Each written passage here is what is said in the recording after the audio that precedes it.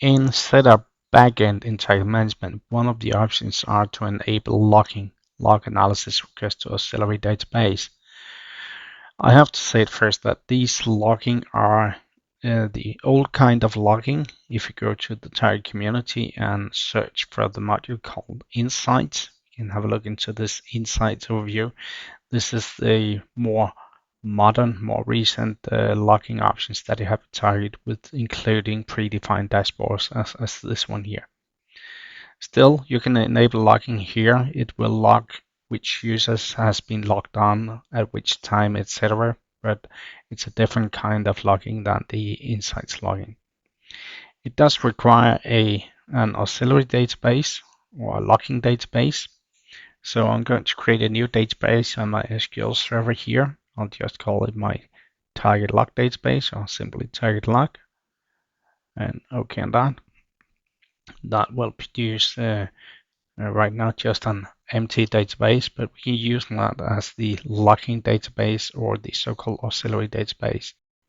So now it's been enabled and data are kept for forever. That's what the 0 means. However, when I click OK here, it says that it needs an auxiliary connection. All right then, that's apparently something we need to do in advance. So in connections, we're going to add a new connection, and it's going to be of the type other. This is where we got our auxiliary relational database. So I'll just give it a name. It could be a target log as well, and go next on this. And then we need to add a connection string.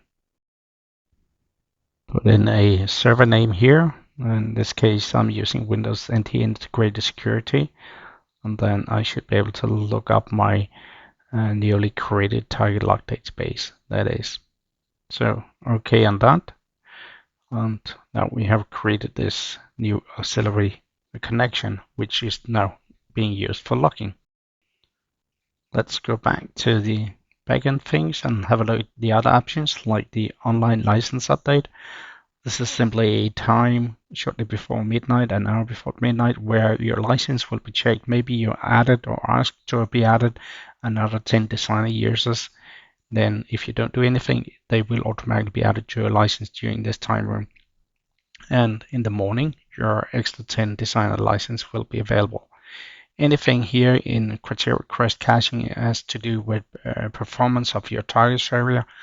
And we strongly recommend that you take contact to Target if you need to change any of these things.